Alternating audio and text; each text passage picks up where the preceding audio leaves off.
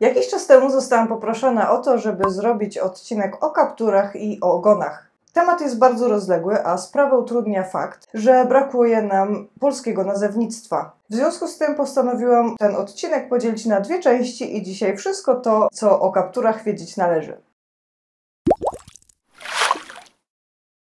Znacie dziadka Ryukina? Bardzo wiele źródeł podaje, że to właśnie Ryukin pożyczył swoją gąbkę na głowie i tak przyczyniła się ona do tego, że uzyskano kaptur i rasy z kapturem, chociaż wiele źródeł też temu zaprzecza. Zresztą jak zobaczymy na drzewa genealogiczne welonów, to tutaj sprawa jest nie do końca jasna. Pierwszy znany rysunek ranczu pochodzi z roku 1429, ale jak widzicie tutaj, ranczu ten nie posiada kaptura. Zresztą to bardzo ciekawy odcinek na kanale Goldfish Corner i do którego oczywiście serdecznie zapraszam. Wzmianki o pierwszych kapturach pojawiły się przed XVII wiekiem. Ale co to jest ten kaptur? W skrócie mówiąc, kaptur to narośl na głowie u niektórych ras welonów. W książce pod tytułem Goldfish jest ona opisana jako tkanka tłuszczowa. I faktycznie kaptur można porównać do takiej rezerwy energetycznej, gdyż czasem może na przykład nam schudnąć albo rośnie też, jeśli ma odpowiednie do tego warunki. Na wzrost tej tkanki ma wpływ bardzo wiele czynników, np. genetyka, środowisko, dieta itd. Może się zdarzyć, że ryby będą tracić kaptur zupełnie tak jak człowiek chudnie i traci tkankę tłuszczową, ale akurat o groomingu i o chorobach związanych z obrębem kaptura będzie za chwilę. Dla rozgrzewki zajmiemy się teraz rasami welonów, które mają kaptur i zacznę od ras mniej popularnych czy mniej oczywistych. Numer 1. Crown Pearl Scale, czyli perłołuska z koroną. Nie wiem, jaką ma oficjalną nazwę i nie wiem, czy w ogóle została wymyślona, ale jeśli macie jakieś lepsze nazwy na tą rasę, to możemy oczywiście ją nazwać po swojemu i też czekam na Was w komentarzach na propozycje. Ciekawostką jest to, że Japończycy nazywają tą rasę Hama Nishiki, która to pochodzi od regionu Hamamatsu w Japonii, a który to z kolei jest też popularny z bardzo znanej linii Hamamatsu Ranchu. Oczywiście najważniejszą cechą tej rasy, tych ryb, jest charakterystyczna narośl na głowie, która przypomina bańkę. Nie jest ona jednak wypełniona płynem jak w przypadku pezatków, a ma taką mniej więcej konsystencję i strukturę jak kaptur u innych ras welonów. Narośl u tych perłusek może być albo pojedyncza, albo podwójna. Według standardów, czyli według tych norm i wzorców, narośl powinna znajdować się tylko na czubku głowy, choć może się zdarzyć, że też schodzi na oczy. Oczywiście na potrzeby tego odcinka powstrzymam się od wszelkich komentarzy dotyczących etyki tej rasy, ale także wszystkich zapraszam do swojego odcinka o perłołuskach, który będzie podlinkowany powyżej. Numer 2. King Tigerhead, inna nazwa Tigerhead Goldfish. Rasa nie jest w ogóle popularna w Europie, więc nie spodziewam się, że mamy jakąś polską nazwę, choć tak przez analogię, jeśli mamy lwią główkę, to może będzie tygrysia główka. W każdym razie jest to jedna z bardzo popularnych chińskich ras welonów i też bardzo głęboko osadzona w kulturze chińskiej. Pomimo podobieństwa do lwiej główki, tutaj na głowie rysuje się charakterystyczny wzór. Ten kaptur jest podzielony tak jakby na 6 lub 8 części. Lej z kanału Goldfish Corner porównuje ten wzór do ułożenia mięśni na brzuchu. Ta kreska, która przedziela kaptur, oddziela go właśnie te poszczególne części, tworzy chiński znak, który oznacza król. Ale też dla ciekawostki ten sam znak można obserwować na głowie tygrysa. Stąd właśnie też nazwa rasy King Tigerhead. I ta rasa była wcześniej w historii zarezerwowana tylko dla władców. Jeśli ciekawi Was ta rasa, to zobaczcie mój wywiad z Lei z Goldfish Corner, który też ją pokazuje w naszych wywiadach. Numer 3. Red Goosehead Goldfish. Jak już jesteśmy w Chinach, to jest właśnie kolejna tradycyjna chińska rasa welonów. Nie wiem, jak zaproponować nazwę, spolszczenie tej rasy, może czerwona gęsia główka. Jeśli macie lepsze pomysły, to dajcie mi znać. To jest również mało popularna rasa, chociaż wydaje mi się, że widziałam jedną, jedyną sztukę w Fancy Goldfish Store w Holandii podczas mojej wizyty tam. Co w ogóle zawsze mnie bardzo kręci w welonach i właśnie w takich poszukiwaniach tych różnych korzeni chińskich i japońskich są wszelkie odnośniki do kultury i to jak nazywa się welony właśnie przez to, co w kulturze symbolizują.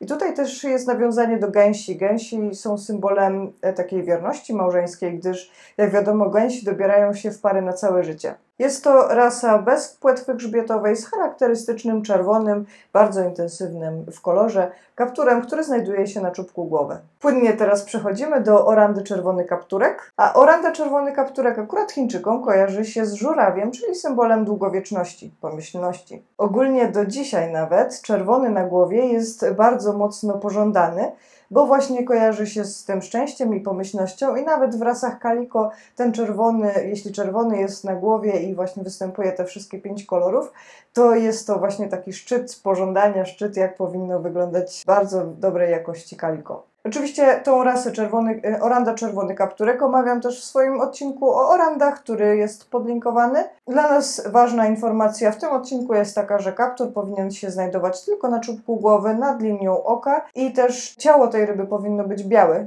śnieżno-białe, natomiast kaptur również wyraźnie czerwony kolor. Numer 4. Oranda. Jak już jesteśmy przy orandach, kaptury orand w innych niż oranda czerwony kapturek ubarwieniach mogą przyjmować różne kształty i kolory. Wersja pierwsza to jest taka, że kaptur występuje tylko na czubku głowy. Takie orandy można spotkać w sklepach zoologicznych i też często widzę je też wystawiane jako ryby wysokiej jakości. Natomiast wzorce w Europie mówią dosyć lakonicznie, że kaptur powinien być dobrze rozwinięty i dopiero opis tego, za co są przyznawane punkty, daje nam szerszą odpowiedź, że jednak nie jest to preferowany rodzaj kaptura, gdyż kaptur można podzielić na takie jakby 3 segmenty. Segment na głowie, na policzkach i pod spodem i każdy z tych segmentów dostaje swoje punkty, więc jeśli kaptur występuje tylko na czubku głowy, to niestety taka oranda traci punkty. Z moich innych prywatnych obserwacji, niezbyt naukowych, ale wynika to, że orandy, które mają tylko kaptur na czubku głowy, są częściej narażone na problemy z pławnością. Drugi scenariusz jest taki, że kaptur występuje dookoła głowy. Słowem wstępu do tego wiecie, że są już takie rasy jak lwia główka, gęsia główka itd. I to właśnie nazwa tej rasy pochodzi od charakterystycznego kaptura. Ale też ten właśnie charakterystyczny kaptur, ich tam wzór na kapturze, przeszedł do ogólnego nazewnictwa i czasem jest używany do tego, żeby opisywać, jak jakiś kaptur wygląda. Stąd możemy się spotkać na przykład z Lionhead oranda stwierdzeniem, to znaczy, że to jest taka oranda, która ma głowę lwa, czyli właśnie ma ten kaptur dookoła głowy, natomiast nie jest to w żaden sposób hybryda między lwią główką a orandą, tylko właśnie opis, ta oranda ma akurat kaptur dookoła głowy. Jak już wspominałam wcześniej, ten typ orandy to jest oranda preferowana, jeśli chodzi o wystawę czy standardy. Numer 5, Lionhead, czyli lwia główka. Właśnie tutaj jako oddzielna rasa. Rasę tą charakteryzuje dosyć spłaszczony grzbiet w porównaniu do ranczu, ale za to właśnie ma pięknie ukształtowany kaptur, który otacza całą głowę jak grzywa lwa. Numer 6. Ranczu, moje ukochane. Tak jak w przypadku orand, również kaptur powinien się znajdować dookoła głowy, natomiast teraz pokażę Wam kilka ciekawych przypadków. Japońskie ranczu. Japońskie ranczu, jak wiecie, podziwia się z góry i patrząc na rybę z góry, ten kaptur powinien być szerszy, wyraźnie odznaczać się od ciała, ale jego struktura jest gładsza, nieco gładsza niż u chińskich czy tańskich ranczu. U japońskich ranczu kaptur powinien być już widoczny w okolicach 3. miesiąca życia, natomiast taką swoją szczytową formę i największy rozkwit osiąga do ukończenia 3. roku życia. Zobaczcie, jak ten kaptur jest kwadratowy, patrząc od góry, a z kolei patrząc od boku zobaczycie takie pufiaste policzki. Zupełnie inaczej to wygląda u ras na przykład chińskich, gdzie patrząc od góry na rybę, zupełnie inaczej wygląda ten kaptur u ras chińskich czy tajskich, które mają bardziej zaokrągloną głowę i struktura tego kaptura jest taka bardziej niejednolita. Natomiast ciekawostką inną i też innym rodzajem kaptura w obrębie ranczu jest Buffalo Head. Tutaj właśnie taka ciekawostka, zobaczcie na mojego Sunseta, to jest akurat tajski Buffalo Head, ale wydaje mi się, że one i tak swoje korzenie mają gdzieś w Japonii, bo są bardzo zbliżone właśnie kształtem do japońskich ranczu. Tutaj jest właśnie wyraźnie zarysowana kwadratowa głowa, jak ja to mówię, oraz takie właśnie policzki, które aż wychodzą przed rybę. Tutaj jest chiński ranczu z Fuzhou. Innym ciekawym przykładem ranczu i ich kapturów są Black Thai Ranchu, czyli czarny tajski ranczu, inaczej też nazywane Boxer Head. Ich tutaj uwagę też zwraca nietypowe, dosyć ciekawe ułożenie oczu. Oczy często są nawet niewidoczne, bo to są po prostu takie maluteńkie dziurki i ślepota u tej rasy jest tak bardzo popularna, że jest nawet akceptowana na wystawach. Skupiam się tutaj tylko na głównych rasach, czy na najciekawszych. Nie mówię o takich wymysłach jak na przykład Telechu, czyli ranczu z oczami teleskopowymi. Również nie wspominam o Yuanbao, które są dalej na wystawach klasyfikowane jako oranda krótkopłetwa, natomiast tak naprawdę to jest hybryda między Ryukinem a ranczu. Tutaj właśnie płynnie przechodzimy do etyki. I jest to temat oczywiście bardzo trudny i często też poruszany. I jak wiadomo, welony, wszystkie welony w jakimś stopniu są zdeformowane, jak to się mówi, czy zmodyfikowane. Natomiast kaptur niesie ze sobą kilka ograniczeń. Kiedy kaptur zachodzi na oczy, może ograniczać widzenie. Może też się zdarzyć, że kaptur jest za ciężki, wtedy na przykład głowa charakterystycznie opada na dno, ryba ma problemy z poruszaniem. W rzadkich przypadkach zdarza się też, że kaptur wchodzi na skrzela i też jest dosyć ciężki, ryba wtedy ma problemy z oddychaniem. Oczywiście taki kaptur możemy sobie obciąć, nawet w domu. Tutaj jest odnośnik do filmu Lux Goldis, który przeprowadzał taką operację i przeprowadzi Was, jak to zrobić. Oczywiście to tutaj jest decyzja Wasza, jak bardzo kaptur czy jego wielkość wpływa oczywiście i ogranicza życie naszej ryby i czy warto jest taką operację zrobić, czy nie. Kaptur rośnie przez całe życie, chociaż w okresach intensywnego wzrostu jest bardzo narażony na infekcje. O ile takie białe kropki czy takie białe ciągnące się robaczki nie są groźne i nie wymagają od nas większego zainteresowania, poza oczywiście zadbaniem o czystą wodę, to czasem mogą się przerodzić w infekcję bakteryjną lub grzybiczą. Ja czasem porównuję kaptury do wafli bulldoga angielskiego, zobaczcie moją Matyldę. I tutaj właśnie w te zakamarki kaptura czasem mogą się dostać nam różne patogeny. W skrócie, jeśli obserwujemy takie białe kropki w obrębie kaptura i schodzą one w przeciągu 24 godzin, to nie mamy się czym martwić. Jest to naturalne, normalne i po prostu musimy tylko zadbać o dobrą jakość wody. Natomiast jeśli zauważymy początki infekcji bakteryjnej czy też grzybiczej, wtedy możemy stosować jakieś delikatne środki właśnie antyseptyczne, przeciwbakteryjne itd. Inną uciążliwą przypadłością w obrębie kaptura jest dziurawica. Oczywiście mam o tym odcinek, więc również zachęcam, żeby go zobaczyć. Najczęściej jednak zadawane pytanie, które Was najbardziej interesuje, jest takie: jak grumować kaptur? Temat strasznie długi, ale jeśli miałabym go streścić jednym słowem, byłby to balans.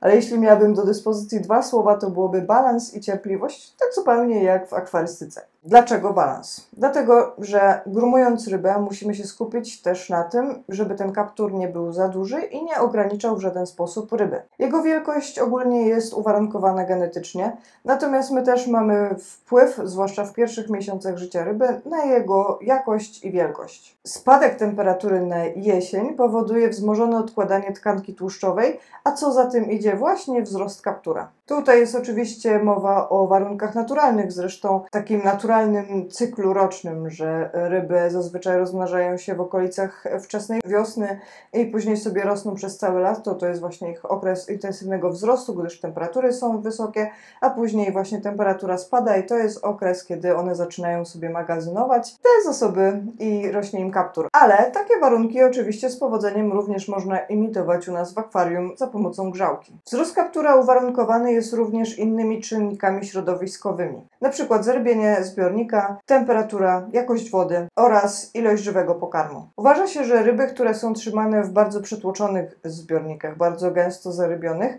szybciej rozwiną ten kaptur, no bo automatycznie będą mniej pływać. Zresztą mówiłam Wam o tym w odcinku o groomingu ranczu, ale natomiast tutaj jest jedna mała pułapka, a mianowicie taka, że wtedy ryby też przestaną rosnąć na długość. I właśnie dlatego mówiłam, że balans jest najważniejszy.